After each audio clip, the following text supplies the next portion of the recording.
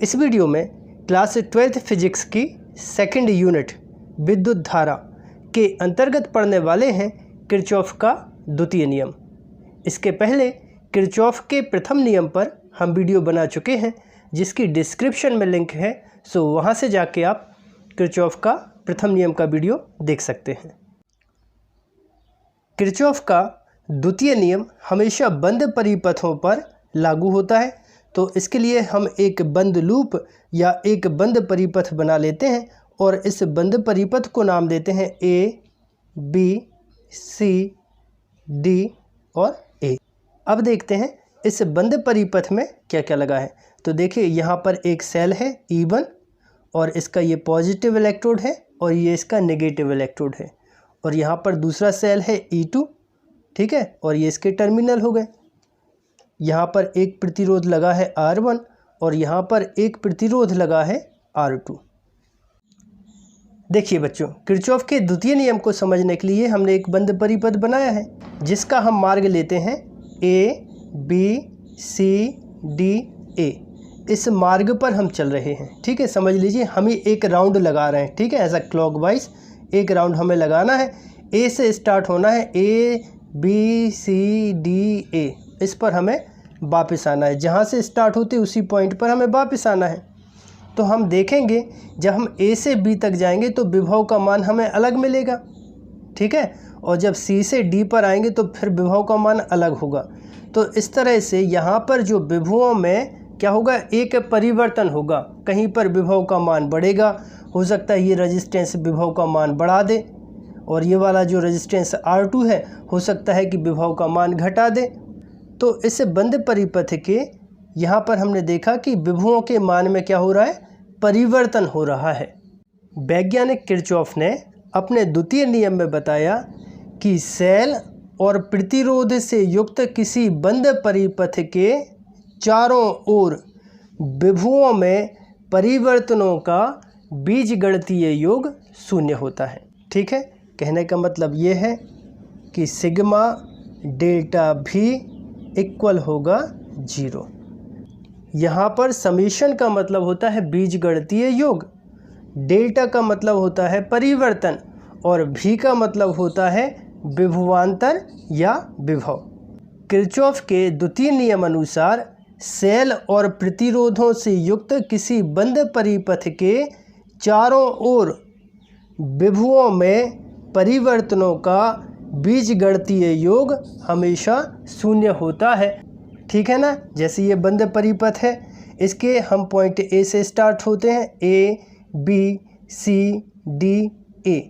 तो जब हम वापस पूरा राउंड लगाकर A पर आ जाते हैं तो विभवों में परिवर्तनों का, यानी जो विभव में जो भी परिवर्तन होता है, यहाँ पर अलग हुआ, यहाँ पर अलग है, और यहाँ पर अलग है, यहाँ पर अलग है, तो विभवों में परिवर्तनों का बीजगणितीय योग शून्य होता है। इसी को हम कहते हैं किरचॉफ का द्वितीय नियम। बच्चों, आप तो धैर्य से पूरा वीडियो देखते चलिएगा, लास्ट तक मैं आपसे वादा करता हूं कि आपको किरचॉफ का द्वितीय नियम पूरा समझ में आ जाएगा और इस पर बेस्ड जो भी न्यूमेरिकल्स होते हैं वो भी आप पर बनेंगे। बस आप विश्वास कर आप वीडियो को पूरा देखते रहिए। अब बच्चों हम सीखेंगे साइन कन्वेंशन, कहाँ पर हमें प्लस लेना है और कहाँ पर हमें माइनस लेना है। तो इसके लिए हमें किरचॉफ के द्वितीय नियम के लिए साइन कन्वेंशन सीखना होगा। मैं आपको केवल 5 पॉइंट बताऊंगा और यदि आपने ये 5 पॉइंट सीख लिए तब आप पर हमेशा साइन कन्वेंशन आप सही लगा पाओगे किरचॉफ के द्वितीय नियम पर। बच्चों, आपको सबसे पहला पॉइंट याद रखना है कि आपको एक पाथ या एक रास्ता चुनना है। अब वो रास्ता क्लॉकवाइज भी हो सकता है। देखिए जैसे क्लॉकवाइज रास्ता हम चुनेंगे तो किस तरह से होगा, इस तरह से होगा।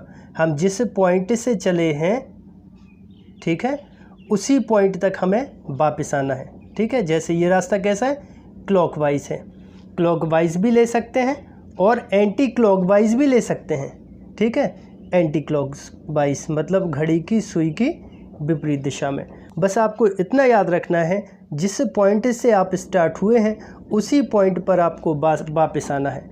तो क्लॉकवाइज या एंटी क्लॉकवाइज आपको बंद परिपथ पर एक पाथ या एक रास्ता चुनना है। देखिए इसको एक एग्जाम्पल से हम समझ लेते हैं। जैसे रेलगाड़ी का या मालगाड़ी का एक डब्बा है, ठीक है, और यहाँ पर हम अंदर हैं। अब हम कैसे चल सकते हैं? या तो हम एंटी क्लॉकवाइज चलकर इस डब्बे पर चलकर वापस यहाँ पे आ सकते हैं, या फिर क्लॉकवाइज हम जाएंगे वापस, या फिर क्लॉकवाइज घूमकर हम वापस उसी पॉइंट पर आ सकते हैं। तो इसी तरह से हमें बंद परिपथ पर एक रास्ता चुनना है, ठीक है। वो कैसा हो सकता है? एंटी क्लॉकवाइज भी हो सकता है और क्लॉकवाइज भी हो सकता है। ये आपके ऊपर डिपेंड है कि आप क्लॉकवाइज रास्ता लेना चाहें या फिर एंटी क्लॉकवाइज लेना चाहें। जैसा आप चाहें रास्ता चुन सकते हैं। तो सबसे पहला पॉइंट आपको यही याद रखना है कि आपको एक पाथ या एक रास्ता चुन लेना है बंद परिपथ पर। अब देखिए बच्चों, हमारे सामने एक बंद परिपथ प्रदर्शित है। अब क्या करना है? इस पर हमें एक पाथ या रास्ता चुन लेना है। तो वो हम चुन लेते हैं क्लॉकवाइज। मान लीजिए पॉइंट हम ए से स्टार्ट हो रहे हैं ना, तो इस तरह से हम इस पॉइंट पर जाएंगे और पूरा राउंड लगाकर ऐसे हम वापस आ जाएंगे। तो हमारा जो रास्ता है वो कैसा है? क्लॉकवाइज है, ठीक है। ए से बी, बी से सी, सी से डी और डी से ए पर हमें वापस आना है। देखिए बच्चों, जब हम ए से बी पर जा रहे थे तो रास्ते में हमें क्या मिला? सेल। अब सेल का सबसे पहले कौन सा टर्मिनल पड़ा? माइनस, और माइनस के बाद क्या मिला? प्लस। तो यहाँ पर हम सेल को अलग से बना लेते हैं। तो यह बना लिया हमने एक सेल। ये सेल का प्लस इलेक्ट्रोड है और ये माइनस इलेक्ट्रोड है, और यहाँ पर हमारा पाथ है, वो रास्ता है जिस पर हम जा रहे हैं, पाथ, ठीक है, या रास्ता। ये हमारा पाथ है, रास्ता है, ठीक है। तो जैसे ही हम जा रहे थे सबसे पहले हमें क्या मिला? माइनस मिला, और उसके बाद मिलेगा हमें प्लस। अब यहाँ पर देखिए, जब हम माइनस से प्लस पर जाएंगे तो विभव का मान बढ़ेगा कि घटेगा? कम से ज़्यादा की ओर जा रहे हैं, ठीक है। तो इसका मतलब क्या है कि विभव का मान बढ़ रहा है, विभव का मान गेन होगा। क्लियर है ना बात? माइनस मतलब कम, प्लस मतलब ज़्यादा। कम से ज़्यादा की ओर जब हम जाएंगे तो विभव का मान हमेशा बढ़ जाएगा। विभव का मान बढ़ेगा तो इसका मतलब ये है कि जो E1 है वो हमेशा लिया जाएगा प्लस, ठीक है। आपको याद रख लेना है कि जब रास्ते में सेल पड़े, ठीक है, और सेल का जो इलेक्ट्रोमोटिव फोर्स है वो है E1, तब आपको प्लस लगा देना है। कब लगा देना है? जब माइनस से प्लस की ओर आपका रास्ता हो, तब आपको लिखना है E1, क्योंकि विभव का मान बढ़ रहा है। ये हमारा है दूसरा पॉइंट। बच्चों, जैसे अब हमारे पाथ पर बीच में हमें मिला रेजिस्टेंस या प्रतिरोध मिल गया, तो इसको हम अलग से बना लेते हैं। ये है प्रतिरोध और इसका मान है R, ठीक है। तब ये प्रतिरोध R है और ये हमारा ऐसे पाथ है, तो इस पाथ को बना लेते हैं, रास्ते को बना लेते हैं। ये पाथ हो गया, और इस प्रतिरोध में ये विद्युत धारा प्रवाहित हो रही है I। अब आपको चौथा पॉइंट याद रख लेना है, प्रतिरोध में हमेशा देखी जाती है धारा। सेल में देखे जाते हैं प्लस और माइनस, और प्रतिरोध में हमेशा देखी जाती है धारा। धारा हमेशा हायर पॉइंट से लोअर पॉइंट की ओर जाती है। हमेशा उच्च बिंदु से निम्न बिंदु की ओर विद्युत धारा का प्रवाह होता है, या फिर ऐसा बोल दें कि विद्युत धारा हमेशा उच्च विभव से निम्न विभव की ओर प्रवाहित होती है, ठीक है। अब हमारा जो पाथ है, जो हमने रास्ता सेलेक्ट किया है, अब उसका आपको देख लेना है कि वो देखिए कैसी है, हायर टू लोअर, मतलब उच्च बिंदु से निम्न बिंदु की ओर हमारे पाथ की डायरेक्शन भी है। तो इसका मतलब ये है कि विभव का मान क्या होगा? विभव का मान होगा कम, ठीक है। सबसे पहले क्या देखना है? प्रतिरोध, और प्रतिरोध में देखना है धारा। अब धारा हमेशा कैसी बहती है? उच्च विभव से निम्न विभव की ओर। उसके बाद क्या करना है? आपको अपना पाथ देखना है, रास्ता देखना है। यदि रास्ता भी उच्च से निम्न की ओर है तो विभव का मान होगा कम, और जब विभव का मान कम होगा तो उसको हम प्रदर्शित करते हैं माइनस से। देखिए विभव का सूत्र क्या होता है? V बराबर IR। तब इस प्रतिरोध के लिए चेंज इन पोटेंशियल इक्वल होगा -IR। 5वां पॉइंट देखिए, जैसे ये प्रतिरोध है और ये प्रतिरोध में प्रवाहित हो रही है धारा। धारा कैसी प्रवाहित होती है? High to low. अब जैसे हमारे जो पाथ की डायरेक्शन है वो ये है, ठीक है, ये प्रतिरोध R हो गया, ये इसमें I विद्युत धारा प्रवाहित हो रही है। और हमारे जो पाथ का रास्ता है वो कैसा है? Lower to higher. विद्युत धारा कैसी आ रही? Higher to lower. हम कैसे जा रहे हैं? Lower to higher. प्रतिरोध में हमेशा विद्युत धारा देखनी है आपको, जिस दिशा में विद्युत धारा प्रवाहित हो रही है उसके बाद आपको पाथ देख लेना है। आप जैसे लोअर टू हायर जा रहे हैं, मतलब कम से ज़्यादा की ओर जा रहे हैं, तो विभव का मान क्या होगा? विभव का मान होगा अधिक। विभव बढ़ने को प्रदर्शित करते हैं प्लस से, विभव को घटने को प्रदर्शित करते हैं माइनस से। अब यहाँ पर इस कंडीशन पर विभव का मान बढ़ेगा क्योंकि हम जा रहे हैं लोअर टू हायर, धारा आ रही है हायर टू लोअर, विभव का मान बढ़ेगा। विभव का मान बढ़ेगा तो V बराबर कितना? IR।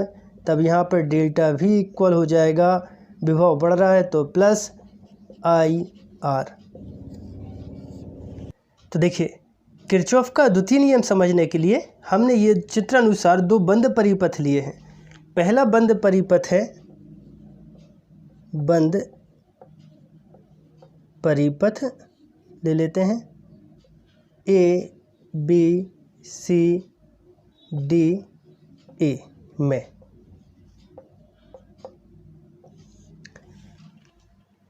ठीक है ना?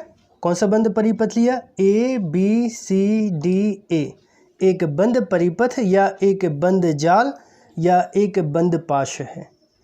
अब इसके बाद हमें एक पाथ या एक रास्ता चुन लेना है जो क्लॉकवाइज भी हो सकता है और एंटी क्लॉकवाइज भी हो सकता है। आपको समझाने के लिए मैं एक पाथ ले लेता हूँ एंटी क्लॉकवाइज।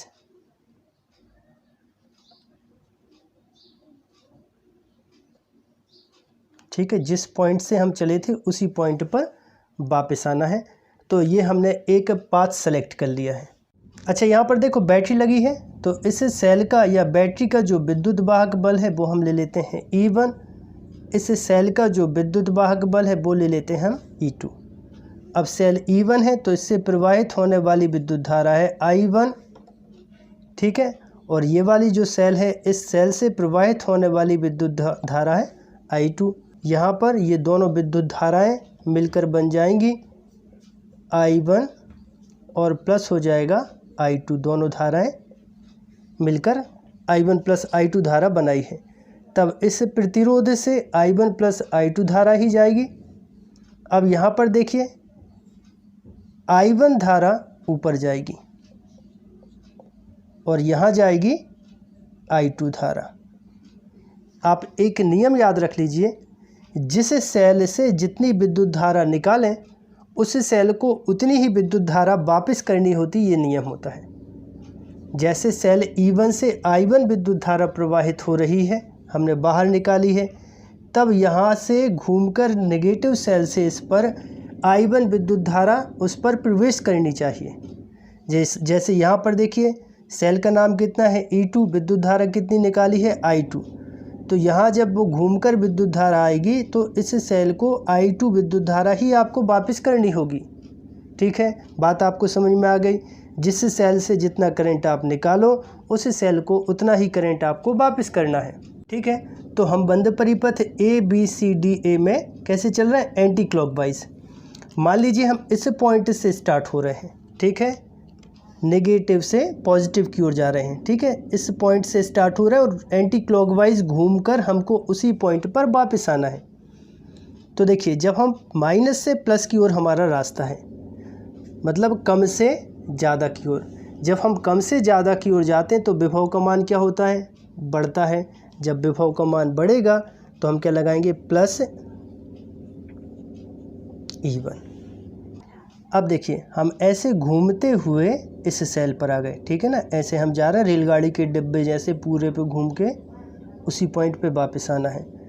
तो जब हम इस सेल पर एंटी क्लॉकवाइज जाएंगे तो प्लस से कहाँ जा रहा है? माइनस की ओर, मतलब ज़्यादा से कम की ओर जा रहे हैं। प्लस से माइनस मतलब क्या?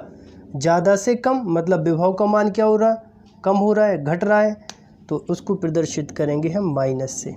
सेल का विद्युत भाग बल कितना है, E2। प्रतिरोध R2 को हम अलग से बना लेते हैं। ये बनाया प्रतिरोध R2। अब प्रतिरोध R2 में ये विद्युत धारा प्रवाहित आ रही है, ये विद्युत धारा है I2।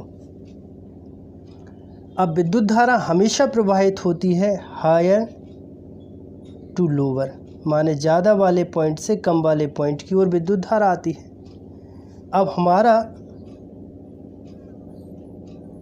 हमारे जो पाथ की डायरेक्शन है वो कैसी है, एंटी क्लॉकवाइज। धारा आ रही है इस डायरेक्शन में और हम जा रहे हैं इस डायरेक्शन में।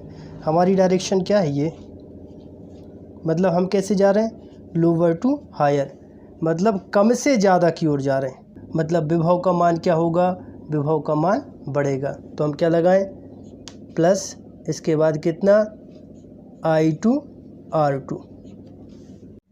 अब देखिए हम घूमते हुए एंटी क्लॉकवाइज घूमते हुए ऐसे घूम रहे हैं ना, एंटी क्लॉकवाइज ऐसे घूमते हुए वापस कहाँ पर आ गए, प्रतिरोध R1 पर आ गए। ये हमारी डायरेक्शन है एंटी क्लॉकवाइज।